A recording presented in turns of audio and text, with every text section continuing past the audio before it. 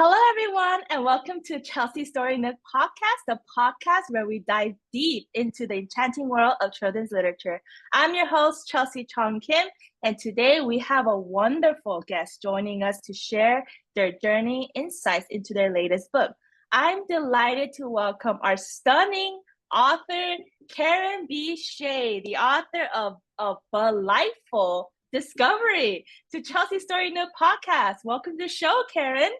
Hi, Chelsea. So good to see you. Thank you for having me. Oh, I'm so honored. I can't wait for you to share all your goodies to us. Let's start with the introduction. Can you tell me, our listeners, a little bit about yourself? Sure. So, Karen B. Shea, as you had mentioned, I am a writer, photographer, and nature lover. I live in the Pacific Northwest, and I live there with my family, my two cats, and an assortment of critters that frequent my yard. And it was actually one of those critters that inspired me to get into the literary world, but we can get into that a little bit later. My true passion is about nature. So I utilize my writing and my photography to inspire kids and adults, hopefully as well, to the magic and the wonders of the world around us, because it's simply, I just find it fascinating. Oh my And God, that's so awesome. this is my sidekick, Bumble. This is a Hi, Bumble. Bumble. He's gonna help me with the kids when we go read a Bug-Lightful Discovery. Oh, I love your sidekick over there. So that's so awesome, Karen. And I have another question. Now, tell me about your book. What's the summary? Who are the main characters and the themes? Or do you have any meanings you want the readers to take away? Well, so this is the cover that's in route now. So love that. the story is about Amelia, who is a spunky 7-year-old girl. And she is actually a neighbor of mine, a granddaughter, actually, to one of my neighbors. And we spend the summers near each other here in Wyoming at our cabins. And so it's a story about Amelia, who isn't too fond of bugs. So we have a brief encounter. She goes home to her Grandma Jane. Grandma Jane sends her off on a mission to try to understand the bugs. And throughout the day, she discovers that everything has a purpose, whether we know it or not. So it changes her perspective about bugs and the world around her. Oh my God, that sounds like a Bug-Lightful story. What inspired you? Like, I want to know, like, what inspired you to write this book? What was the idea behind it? So it was Amelia, actually. So you know how you have those brief little encounters with little kids, right? And she was visiting me on the deck, and we had this big crazy beetle that flew down and landed, and she wanted to stomp on it, and I didn't let her, which she didn't like. So she stomped off to Grandma Jane's.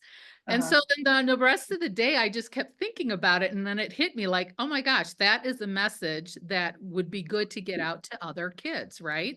Because who hasn't stepped on a bug? And who still doesn't step on bugs? I'm guilty for that. We all are. We've all done it. So I thought, this is a good message. So I think it's worth putting into a little story. And I created the rest of the story about how she discovers the goodness of bugs. So we'll see what she thinks when she really reads it. Because how 7-year-olds, 8-year-olds could be like, hey, I didn't do that. But I know. So hopefully. That is interesting. So it's always interesting to learn about the inspiration behind stories. Can you share how you became an author and the experience from your past that brought you to this point? Well, from the past, it's always been nature. I've, spent a lot of time out in nature growing up. I was from the generation, right, where you disappeared and you showed back up for dinner and your parents just hoped, okay? So, and then as I got older, I was starting to hear about a nature deficit disorder in younger children. And I was like, huh. And so, Richard Love talked about that in his vitamin D book. And I was like, that kind of scared me. So then I had this encounter with this critter in my yard, which is a mountain beaver, but I knew nothing about him. And so I started learning about him, and I felt like a kid again, right? Because I was in my 50s at the time, and I'm like, when's the last time I discovered something new like that? Like kids do that all the time. Yes. So the more I learned about him, the more I realized, he has a good message as well for kids, because he's misunderstood. You always confused with the American beaver versus a mountain beaver. And so I just decided I'm going to write a little story. And so I jumped into the literary world that way, being self-published. And that was quite a journey and a learning experience. Yes. But the message in that book was to embrace your uniqueness, and it's okay to be different. And you don't need to be like everybody else, because similar to this book, everything has a purpose, and we all bring something of value to the world. So that was my first step into it. And then this book, I decided to go with Miriam Laundry Publishing, which was great because they had a nice roadmap for me to follow, and I didn't have to make the same mistakes again. Yeah, exactly. So this is your second book or is your first book? My second book. Wow, amazing. Yeah. So this is Clark. See how cute he is? He's very cute. I love it. He lives underground, so he's not probably as cute as this. But he's got a lot of character. And so, so that was my first book. That was back in 2015. And so took the long literary bumpy route. And so then with this book, A Bug-Lightful Discovery, it's been a really fun process. Oh my God, it's such a beautiful illustration. Who's the illustrator, by the way? So the illustrator is Luella Jane Wright, and she lives in England.